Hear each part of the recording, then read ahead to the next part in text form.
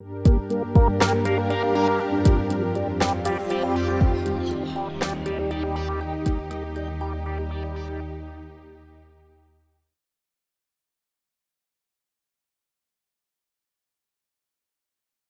días, iglesia. Dios les bendiga en esta mañana. ¿En verdad ustedes están bien con su Dios? Hay dos o tres nada más bien con su Dios. ¿En verdad usted está bien con su Dios en su situación? Si no lo está, entonces hoy vamos a permitirle a Dios que nos hable. Porque creo que Dios espera de nosotros que sin importar las circunstancias, estemos bien con Él. Estemos bien con su plan. Estemos bien con lo que Él permite en nuestras vidas. Estemos bien con las circunstancias que estamos viviendo. Creo que Dios quiere cada día más ayudarme a entender la vida. ¿Qué consiste? ¿Qué significan las cosas que nos suceden? ¿Cómo debemos de vivir? Dice la palabra de nuestro Dios. Amados, no os sorprendáis del fuego de prueba que os ha sobrevenido, como si alguna cosa extraña os aconteciese, sino gozaos por cuanto sois participantes de los padecimientos de Cristo, para que también en la revelación de su gloria os gocéis con gran alegría. Si sois vituperados por el nombre de Cristo, sois bienaventurados, porque el glorioso Espíritu de Dios reposa sobre vosotros. Ciertamente, de parte de ellos, Él es blasfemado, pero para vosotros es glorificado. Así que ninguno de vosotros padezca como homicida o ladrón o malhechor o por entremeterse en lo ajeno. Pero si alguno padece como cristiano, no se avergüence, sino glorifique a Dios por ello. Porque es tiempo de que el juicio comience por la casa de Dios. Y si primero comienza por nosotros, ¿cuál será el fin de aquellos que no obedecen al Evangelio de Dios? Y si el justo con dificultad se salva, ¿en dónde aparecerá el impío y el pecador? De modo que los que padecen según la voluntad de Dios encomienden sus almas al fiel Creador y hagan. Padre nuestro, cuán gloriosa es tu palabra y cuán maravillosa, Señor, es poder nosotros en esta mañana tener la oportunidad de deleitarnos en ella. Que ella es agua viva para nuestras almas. Ella es alimento que necesitamos los hombres. Y en tu gracia hoy tú nos permite proclamarla, Señor, con libertad, para servirnos de ella, para alimentarnos, Señor, de ella. Para ti no es secreto los tiempos que vivimos. Para ti no es un secreto lo que está padeciendo la iglesia hoy en día, en la sociedad y en el mundo. Hoy más que nunca tu iglesia necesita aferrarse a ti, Señor, y confiar en que vamos a estar bien a pesar de las dificultades de esta vida. Que a pesar de las dificultades podemos glorificar tu nombre, porque contamos, Señor, contigo en todo tiempo. No importa si hay abundancia, no importa si nos quitas, en todo tiempo, Señor, hemos de alabar tu nombre y hemos de glorificarte aquí en la tierra, Señor. Bendice tu palabra, suple nuestras necesidades con ella, permítenos tener esperanza que un día, oh Señor, tú regresarás. Lo que queremos es que tú se encuentres listo para darte gloria. Te alabamos y bendecimos. Sé tú con tu palabra y con nuestros corazones. Y oramos por aquellos que nos visitan en esta mañana, Padre, para que tus bendiciones sean sobre sus vidas, para que ellos puedan salir de aquí transformados, para que ellos puedan salir bendecidos, Señor, que no salgan como entraron por esta puerta, sino que tú hables a su vida, ministre su corazón. Te alabamos y bendecimos en el nombre de Jesús. En el nombre de Jesús, amén. Bien, hermanos, ya hemos desarrollado gran parte del libro de Primera de Pedro. Este tramo que hemos estado viendo las últimas semanas, el apóstol Pedro estaba tratando de enseñar a la iglesia cómo vivir, en medio de las dificultades. Nos habló cómo tenemos que vivir en el trabajo, cómo tenemos que vivir en la sociedad, cómo tenemos que vivir con nuestras esposas y esposos. Nos enseñó cómo tenemos que vivir en el mundo, viviendo en santidad para la gloria de nuestro Dios, aún a pesar de los padecimientos. Así que nos mostró que tenemos que equiparnos también para poder nosotros resistir las pruebas que tenemos que enfrentar en este mundo. Las iglesias tenían que aprender a hacer esto. El capítulo 4, el apóstol Pedro se dirige a la iglesia en un trasfondo real. Cuando el apóstol está escribiendo en el verso 12, dice: amados, no os sorprendáis del fuego que os ha sobrevenido. Es literalmente el fuego que le había llegado a la iglesia. Lo que se dice es que en Roma ocurrió un incendio de unos 9 días, donde se quemó gran parte de la ciudad. Al principio todos pensaban que Nerón era el responsable de los fuegos causados, porque él tenía la intención, como emperador, de expandir a Roma. Así que este fuego, que fue una gran desgracia para Roma, Nerón, lógicamente, en el fondo contento de que sucediera, pero realmente no lo provocó él. Sucede que entonces el chivo expiatorio de ese evento, ¿quiénes fueron? Los cristianos. Los cristianos, los líderes de las provincias comenzaron a acusar a los cristianos de esta situación, llevando entonces a incrementar la prueba para la iglesia. Así que estos cristianos comenzaron a sufrir literalmente una prueba de fuego. Eran tomados como antorchas, lo envolvían en brea, lo colocaban en los jardines del palacio, en los eventos que hacía el rey, y prendían cristianos colgados en un poste. Eran las antorchas de los eventos, eran las antorchas de las calles.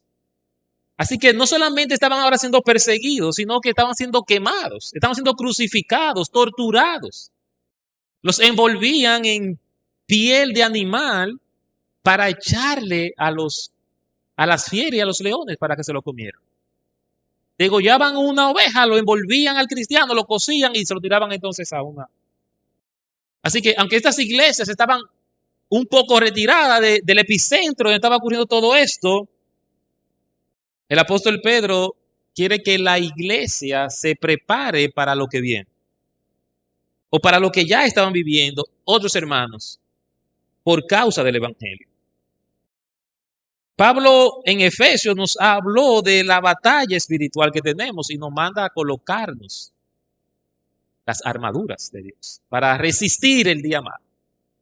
Pedro nos habla del fuego, porque las pruebas, la persecución, la necesidad de nuestras vidas se convierten para nosotros en prueba de fuegos. Así que yo quiero hoy hablar, he titulado la predicación de hoy, a prueba de fuego, la mentalidad de la iglesia en tiempos de dificultades. ¿Qué tenía que hacer la iglesia ante este acontecimiento? ¿Cómo la iglesia se iba a preparar para soportar estas cosas? ¿Y por qué la iglesia tiene que padecer de esta manera si la intención de la misma es ayudar a los demás? ¿Por qué tenemos que sufrir si la única intención de nosotros es bendecir a otros? Ser cristiano, hermano, no es suficiente para soportar las pruebas. ¿Usted considera que un bombero va y apaga un incendio sin su traje? ¿Por qué lo primero que hace un bombero cuando suena la alarma o hay un 911 que le llaman? Lo primero que hace el bombero, ¿qué es? Montarse en la guagua y salir corriendo con la manguera. Apagar el fuego. ¿Verdad que no? ¿Qué es lo primero que hace un bombero antes de apagar el fuego? Chaleco, botas, pantalones, que le permite mantenerse aislado de la temperatura. El bombero no apaga fuego porque es bombero. El bombero apaga el fuego y resiste el calor del fuego porque tiene las condiciones para entrar a ese ambiente. El apóstol Pedro quiere que la iglesia entienda que el que seamos cristianos, hijos de Dios, no estamos listos para enfrentar las pruebas del mundo. La iglesia tiene que prepararse para poder resistir la prueba o lamentablemente usted va a morir. Y ya Pedro dijo que eran inevitables las pruebas. Así que como yo, como hijo de Dios, como nosotros como iglesia, vamos a resistir el día malo si no estamos preparados para resistir el día malo. ¿Qué tan serio es esto para la iglesia? ¿Qué tan importante es para nosotros estar preparados para las pruebas? Es tan importante como lo es su equipo de protección para el bombero.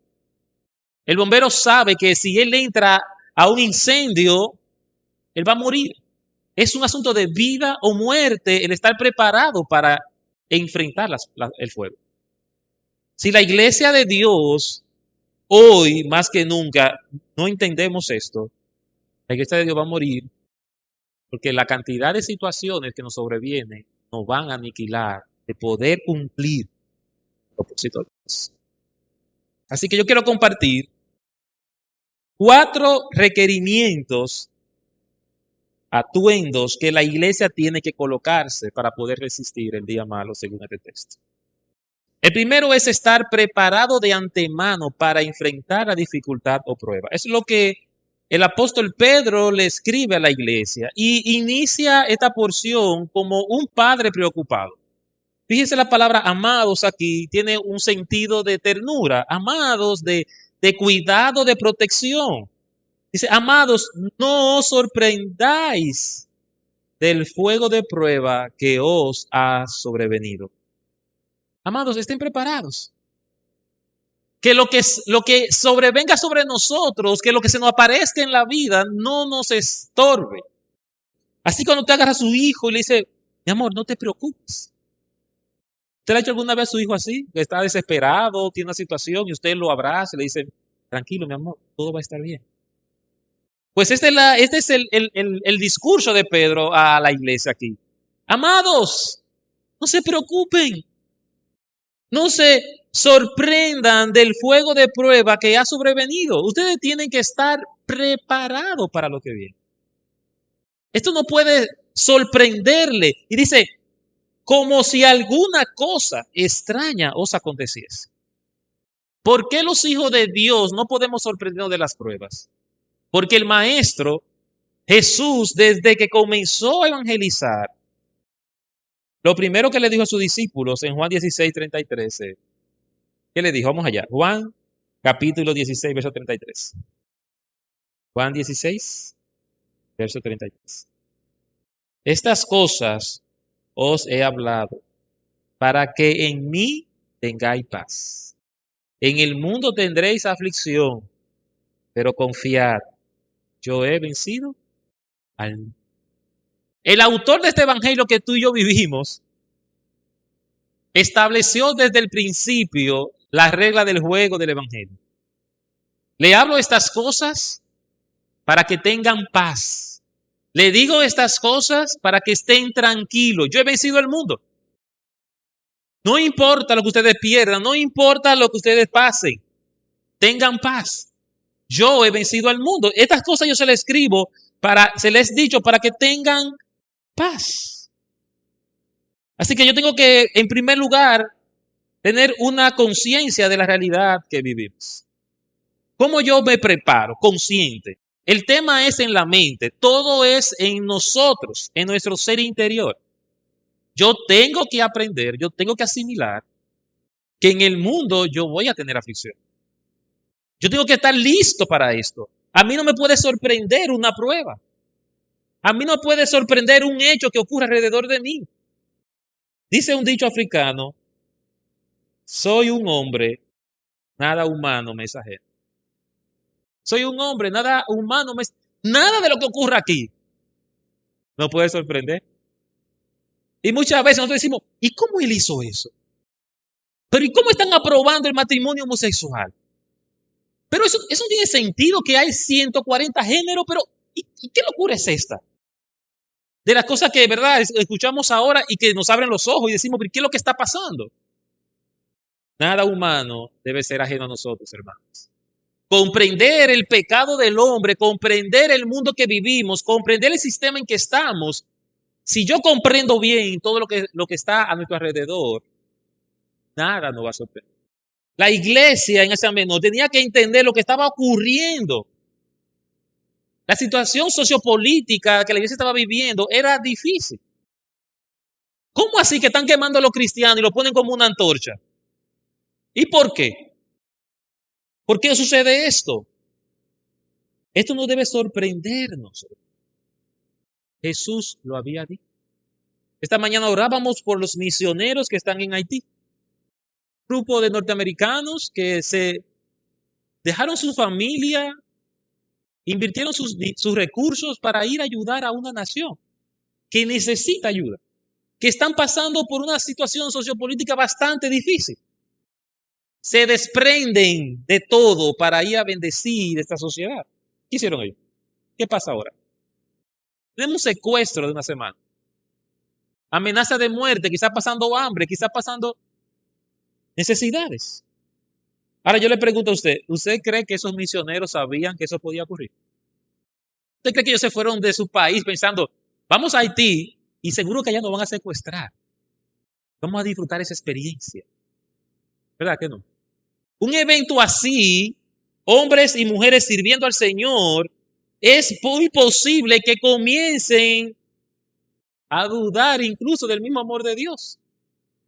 La importancia de nosotros comprender y estar conscientes de las pruebas cuando evangelizamos, cuando llevamos la palabra de Dios, la importancia de esta conciencia precisamente es seguir amando a Dios a pesar de lo que está pasando.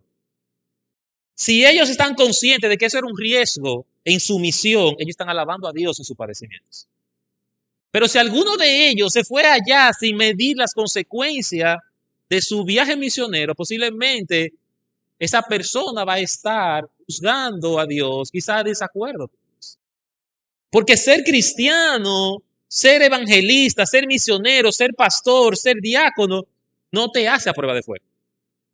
No te hace un creyente que puede resistir las pruebas. Es necesario que la iglesia entienda que tenemos que cultivar una mente dispuesta a resistir las pruebas. Y Pedro quiere cerrar ese tema de vivir en la tierra, en este mundo, llevando a la iglesia a una conciencia clara. Él está exhortando que esto no puede causarle ningún tipo de sorpresa. Los padecimientos pueden hacernos dudar del amor de Dios, hermanos, para con nosotros, e introducir los pensamientos pecaminosos para rebelarnos. Yo no sé qué hubiese pasado, qué pasaría si esto ocurriera hoy en día. Si comenzáramos a enterarnos que los cristianos de la capital están siendo incendiados, están siendo asesinados por causa del evangelio. ¿Cuántas personas, si hoy no enteramos esto, si hoy anuncian que todos los cristianos que encuentren en una iglesia lo van a quemar, van a matar? ¿Cuántos de nosotros estaría aquí el domingo a las 9:45 orando a Dios? ¿Cuántos de nosotros nos atreveríamos a levantarnos dispuestos a morir? No importa. Si esa es la muerte que no llegó, pues venga, no hay problema. Yo doy gracias a Dios por esos hermanos, por esos cristianos de la primera época de la iglesia. Porque pagaron un precio tan alto por causa de la palabra de Dios, sin importarle nada, ni familia, ni hijo, ni trabajo, ni profesión, nada. Dispuesto a dar sus vidas por causa de la palabra de Dios. No solamente invirtieron su tiempo, no solamente dejaron toda su vida para el evangelio, pagaron el precio con su propia causa. El apóstol Pedro quería animarles a entender esto. Y en el verso 13 encontramos el segundo requerimiento para soportar las pruebas, es ver los padecimientos como una bendición. Escuche esto. Lo segundo que la iglesia tiene que hacer, colocarse, el segundo atuendo, es ver los padecimientos como una bendición de la herencia adquirida en Cristo Jesús.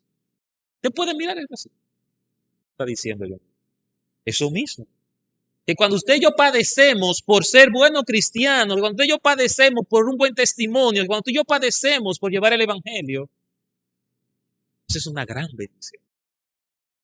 Eso es un tesoro. A usted le están entregando en sus manos riqueza. Le están entregando bendición. Dice el verso 13, si no gozaos por cuanto sois participantes de los padecimientos de Cristo. ¿Para qué? Para que también en la revelación de su gloria os gocéis alegría. Usted puede ver sus padecimientos como una bendición. Usted puede ver sus padecimientos con alegría y gozo. ¿Por qué es que tenemos que obedecer en los padecimientos? ¿Por qué es que tenemos que estar preparados para esto? Porque Cristo un día va a venir. Él se va a revelar.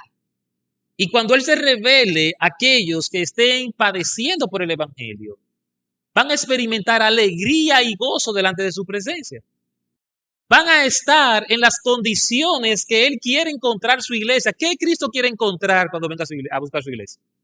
Una iglesia que esté dando gloria a pesar de las dificultades en este mundo. Eso es todo. Obreros fieles, buen siervo fiel. En lo poco fuiste fiel, en lo mucho, eso es lo que Él quiere encontrar. Nos quiere encontrar a nosotros listos para disfrutar de su gloria, para que nos gocemos con Él. Ver los padecimientos como una bendición, hermanos, será nuestro gozo y alegría el día de su venida. Llegaremos a su presencia en mejores condiciones si padecemos. Miren qué interesante. Vamos a llegar más pulido a causa de nuestra prueba. Las pruebas son necesarias para nosotros porque estamos en la carne. Estamos en una condición que no podemos agradarle. Estamos en una condición que si no viene la prueba, no nos acercamos a él. Para mí siempre ha sido curioso que cuando tiembla la tierra, el domingo siguiente hay mucha gente en la iglesia. ¿Por qué será? Como que la gente, como que la fe se la activa cuando hay un terremoto. Dame yo, que tú estás como... ¿Por qué será que en medio de la crisis nosotros tratamos de acercarnos a Dios? Dios diseñó las pruebas para que todos los hombres en la tierra se acercaran a Él. Y luego para que su iglesia se santificara para Él. Así que las pruebas van desde que usted nace hasta que usted termina su vida. Porque es el medio para depurarnos. Ustedes recuerdan que Pedro ya había hablado de esto al principio de la carta. En el capítulo 1, él habló del fuego, de purificar la fe, para que la fe fuera purificada. Y él está tratando de que la iglesia recuerde esto. Miren qué dice Romanos, miren cómo Pablo lo expresa. Romanos capítulo 8, verso 16 al 18. Romanos capítulo 8, verso 16 al 18. Dice, el Espíritu mismo da testimonio a nuestro espíritu de que somos hijos de Dios. Y si hijos, también herederos. Herederos de Dios y coherederos con Cristo. Si es que padecemos juntamente con Él. Para que juntamente con Él seamos, ¿qué dice ahí? Glorificados. Pues tengo por cierto que las aflicciones del tiempo presente no son comparables con la gloria venidera que en nosotros ha de manifestarse. Aquí está clarísimo. Somos herederos, coherederos de Cristo. Pero no solamente en gloria, también en padecimientos. He dicho que las herencias tienen una gran bendición cuando nos la dejan, ¿verdad? Pero heredamos todo. Heredamos los pasivos y los activos. La iglesia, los hijos de Dios, heredamos un pasivo que se llama padecimiento. Todos nosotros tenemos que compadecer. Porque Cristo padeció. Así que si estamos heredando a Cristo y somos coherederos de su gloria, las pruebas, lo que Él pasó en la tierra, ese menosprecio que Él tuvo, ese rechazo que Él tuvo, también nosotros lo vamos a tener. llegaremos en mejores condiciones a su presencia por causa de la... Hay una historia de Japón. Saben que Japón come mucho sushi, ¿verdad? Pescado. Pero Japón no tiene mucha pez, no hay muchos peces cerca de ellos. Ellos tienen que navegar mar profundo para poder buscar los peces que comen. Sucede que al durar tantos días pescando, cuando ellos subían los peces al bote y llegaban a tierra y preparaban los peces y llegaban para consumir los peces ya realmente no estaban tan frescos. Así que la gente estaba quejándose porque el pescado fresco no estaba fresco. Necesitaban un pescado fresco. Así que ellos se inventaron los estanques. No, se inventaron primero el hielo, conservarlo en hielo para mantenerlo, ¿verdad? Así que ellos pusieron freezer. Esos huecos llenaron de hielo y así ponían el pescado entonces en estos freezers para conservar la temperatura y llevar el pescado. Pero igual, pues congelado, después de varios días, prepararlo, llevar al mercado, no cumplía con el estándar de fresco. Estaba mejor el pescado sin hielo, pero no cumplía los estándares. Así que ellos inventaron piscinas. Vamos a hacer piscinas, vamos a poner unas piscinas que le entre el agua del mar y así los peces entonces van a llegar vivos. Perfecto, dijeron, vamos a hacer esto. Y así que hicieron los barcos como con piscinas y ya los peces entonces ahora estaban nadando. Mientras pescaban, los peces estaban ahí tranquilitos. Ellos llegaban, pero ¿qué sucede? Al ser una piscina, tantos peces, pues espacio limitado, los peces no estaban moviéndose tanto, simplemente ellos estaban esperando su destino final. La carne se ponía rígida. Entonces, ellos no estaban haciendo el ejercicio normal. Por lo tanto, la carne no se sentía igual de fresca. Al final, la idea que surgió era que ellos iban a ponerle un tiburón dentro de la piscina, que iba a permitir entonces que ellos se movieran. Y con un tiburón en la pecera, entonces ya los peces estaban todos revolteándose, tratando de que el tiburón no se lo comiera. Y llegaban a la orilla y eran preparados a pescar. La mejor condición del pescado fue con un tiburón en la pecera. Y muchas veces no, yo lo que quiero que Dios quiere que nosotros entendamos que necesitamos ese tiburón en nuestras vidas.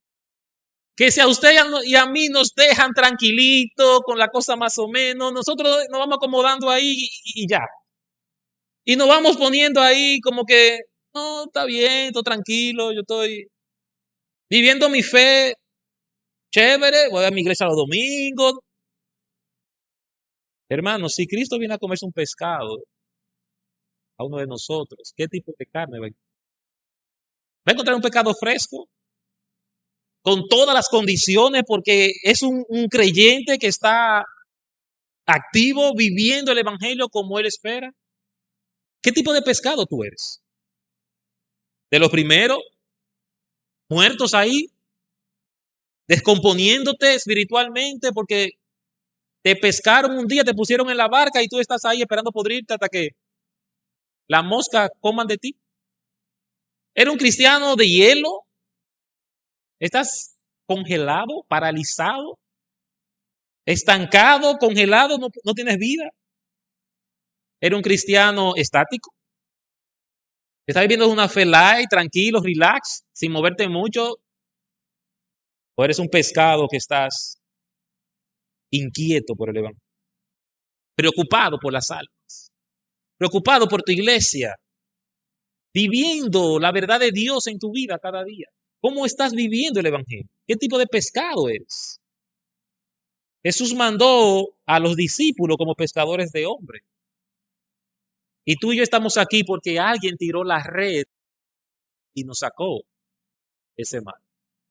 Pero Cristo va a venir un día y el apóstol Pedro le dice a la iglesia, Él va a venir, se va a revelar en su gloria. Él quiere que nosotros estemos alegres cuando Cristo vuelva. Pero para esto tenemos que ser pescados que están motivados, animados, moviéndose en pos del evangelio, viviendo el evangelio como Él espera. Lo normal que va a ocurrir si estamos ocupados viviendo el evangelio es sentirnos solos rechazado por nuestra manera de pensar. Lo normal que va a ocurrir en la vida de un cristiano en este mundo es sentirse solo, rechazado por causa del Evangelio. En tercer lugar, hermanos, la iglesia requiere padecer por las razones correctas. El nombre de Cristo.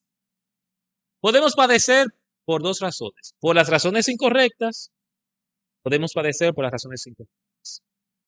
Él dice en el verso 14 al 16, si sois vituperados por el nombre de Cristo, sois bienaventurados, porque el glorioso Espíritu de Dios reposa sobre vosotros.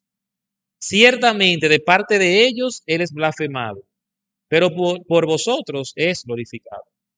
Así que ninguno de vosotros padezca como homicida o ladrón o malhechor, o por entremeterse en lo ajeno. Y el apóstol Pedro le está haciendo referencia a esta situación a la iglesia. Ellos no podían padecer como personas que estaban vengándose por causa de lo que estaban pasando.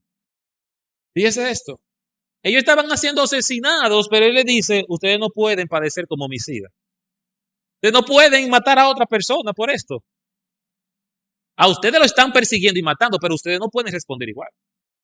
Ustedes no pueden estar en una cárcel padeciendo como homicida. Ustedes no pueden estar en una cárcel padeciendo como ladrones. Porque tienen necesidad y tienen que ir y robar. No, no como ladrones, no, ni como malhechores.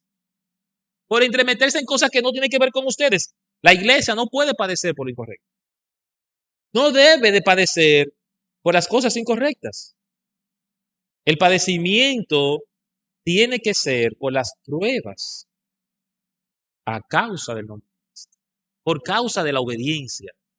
El sacrificio de nosotros es por obedecer la palabra, no por otra razón. Así que padecer por las razones correctas, dice Pedro, es una bendición. Si soy vituperado por el nombre de Cristo, dice, soy bienaventurado en primer lugar. Soy bienaventurado, soy dichoso. Dichoso el que está sufriendo porque quiere agradar a Dios. Dichoso el que está sufriendo por la obediencia a Dios. Es una bienaventuranza, hermano, que tú y yo podamos sufrir por causa de esto. Padecer por las razones correctas nos diferencia de los padecimientos pecaminosos. Ellos no podían hacer nada de lo que dice el verso 15. Así que ninguno de vosotros padezca por esas razones. Padezca por pecado, padezca por hacer lo que su carne y sus deseos quieren hacer. No, que me mató mi hijo. No, no son tus deseos. No es lo que tú quieres. Es lo que ¿qué Dios piensa sobre lo que tú tienes que hacer? ¿Qué Dios piensa sobre lo que yo tengo que hacer? Eso es lo más importante. ¿Qué Dios quiere? ¿Qué Dios piensa? Mateo capítulo 5, verso 11. O sea, ya un poquito. Mateo capítulo 5, verso 11. Bienaventurados sois cuando por mi causa os vituperen, os persigan y digan toda clase de mal contra vosotros, mintiendo. Amén. Jesús está diciendo, bienaventurados. Bienaventurados cuando en la televisión diga que la iglesia es la responsable del machismo. Bienaventurados cuando digan que la iglesia es la responsable de la discriminación. Bienaventurados cuando te digan que la iglesia es la causante de las muertes de muchas mujeres. Bienaventurados cuando nos blasfemen por causa de lo que creemos. Qué bueno que es la iglesia y que el mundo entiende que es la iglesia, el estorbo de este mundo. Un artista hace mucho tiempo dijo que el mundo cambiaría si la iglesia desapareciera. Que para que el mundo sea realmente lo que todos desean, la iglesia tiene que desaparecer porque la iglesia es un estorbo en el mundo. ¡Qué bueno! Qué bueno que mucha gente piensa que somos nosotros la pajita en el ojo. Que somos nosotros los que lo ponemos incómodo. ¡Qué bueno! Pero para esto la iglesia tiene que proclamar la verdad de Dios. El mundo tiene que escuchar lo que está mal. El mundo tiene que escuchar lo que no es correcto y escuchar la verdad de Dios sobre todas las cosas. Porque para que tú y yo podamos ser esa espinita, tenemos que vivir el Evangelio. Pero muchas veces, por no ser rechazado, muchas veces por encajar, nosotros negociamos el Evangelio. No queremos padecer el rechazo. Yo no quiero sentirme fuera del agua. Pues les tengo que decir que el Evangelio trae consigo ese tipo de padecimiento. Pero Pedro dice que si nosotros somos perseguidos, somos enjuiciados, somos condenados de estas cosas, es una bendición, es una bienaventuranza. Porque eso evidencia que el Espíritu Santo está en. Una evidencia de que yo soy hijo de Dios, precisamente, de que padezco por estas cosas. Porque hay un Espíritu Santo en mí que me dice lo que está bien, está mal. Que me dice eso no está bien. Que me da las fuerzas para decirlo y no quedarme callado. El sello del Espíritu Santo está obrando en la iglesia para proclamar la verdad de Dios. Es motivo de dar gloria, no de avergonzarnos, hermanos. No se avergüence por el Evangelio. No se avergüence. No tenga miedo a causa de lo que usted cree. Eso es honra para nosotros. Es el orgullo de la iglesia. Es nuestro Evangelio. Dice, de parte de ellos, Él es blasfemado el Espíritu. Pero para nosotros, tiene que ser glorificado, exaltado, proclamado, levantado, porque vivimos y creemos eso. En cuarto lugar, la iglesia requiere de una comprensión de la disciplina de Dios para su iglesia. Fíjese que todos estos principios tienen que ver con la mente, tienen que ver con la manera de pensar. Yo tengo que entender cómo Dios actúa en la iglesia en medio de los padecimientos. Pedro estaba llevando a la iglesia a una conciencia mental para prepararse cada una de estas cosas.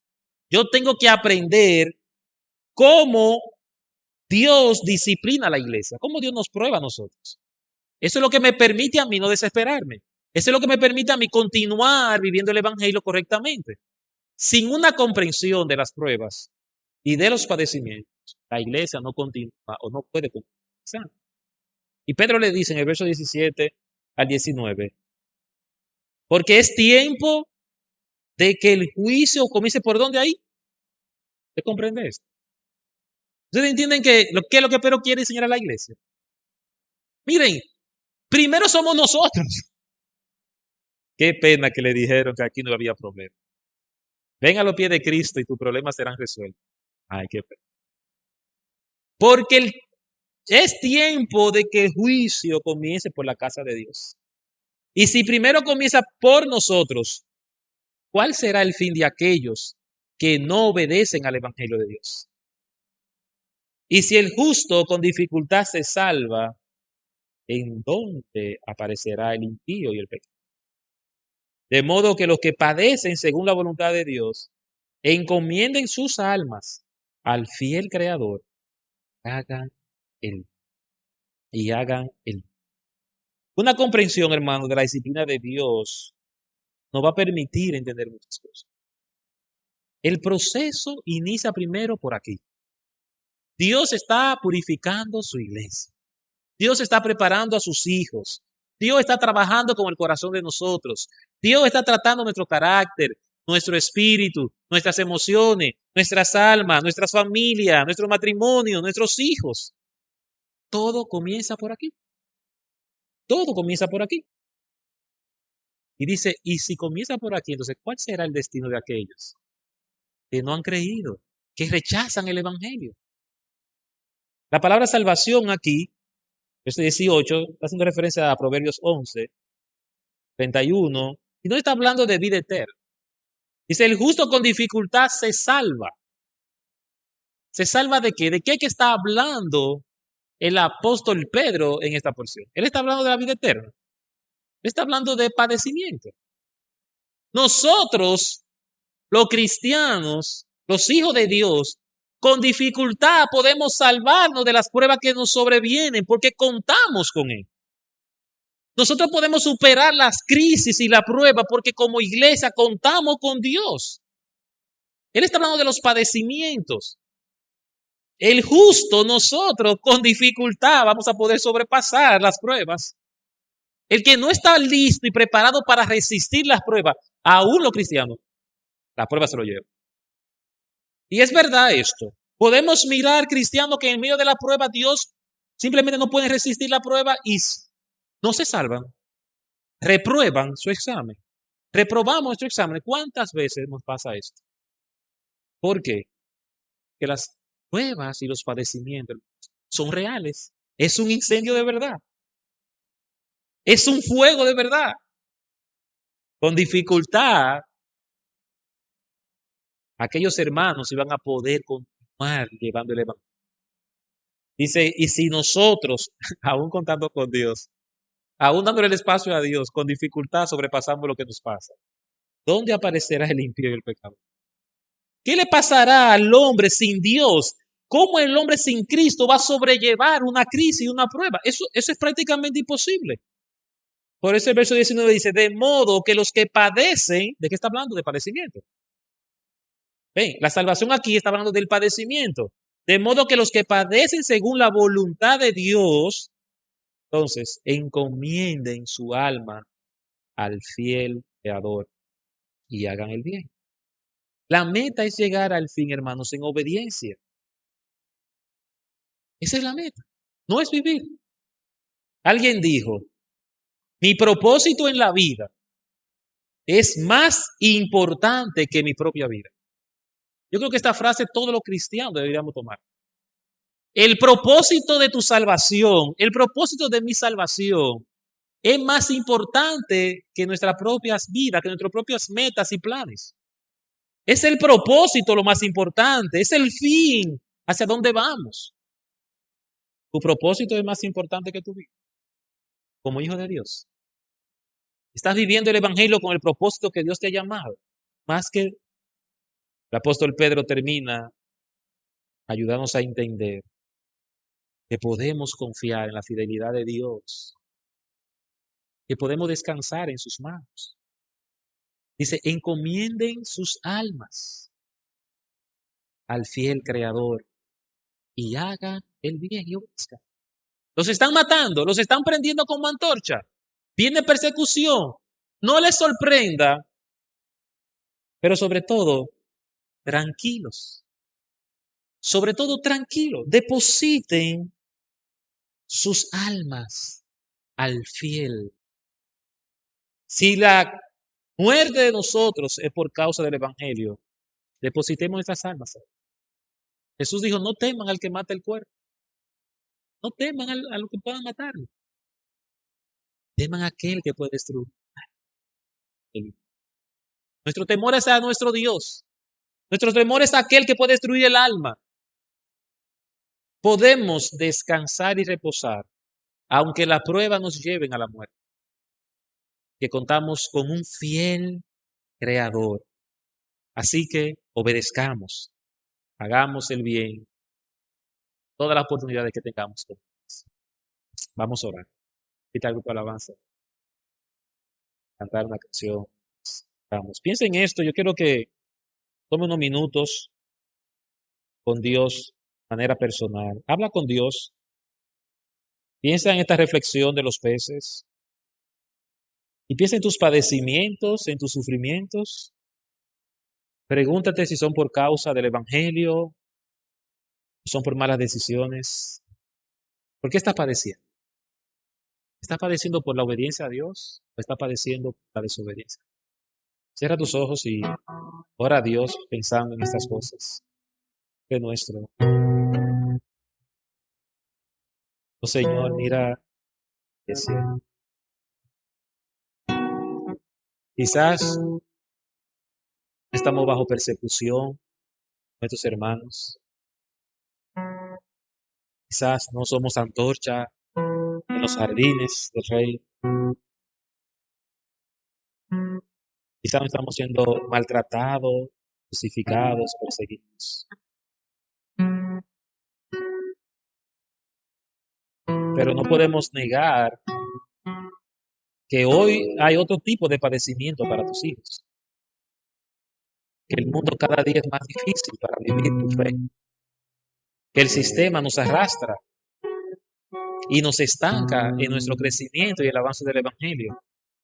Así que no importa la forma, el método sigue siendo igual. Satanás sigue utilizando y su sistema para estancar tu Evangelio.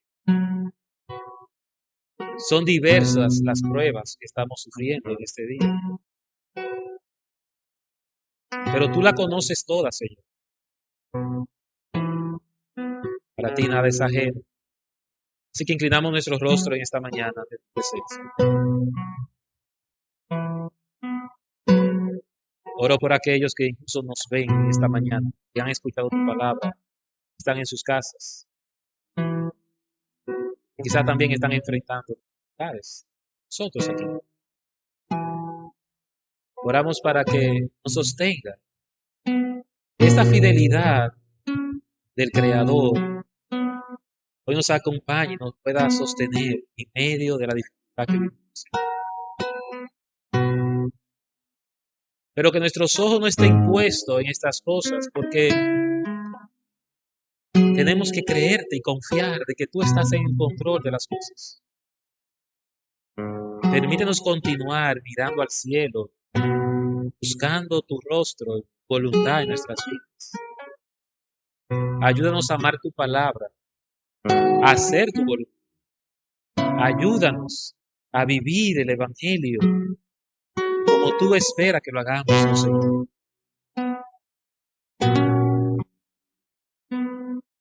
Gracias, oh Dios, por tu bondad. Gracias porque nada nos ha faltado conforme le damos gloria y honra. Toma nuestras cargas, nuestros padecimientos y ayúdanos, oh Señor, a vivir conforme a tus propósitos. Los méritos de Cristo Jesús, oh Señor.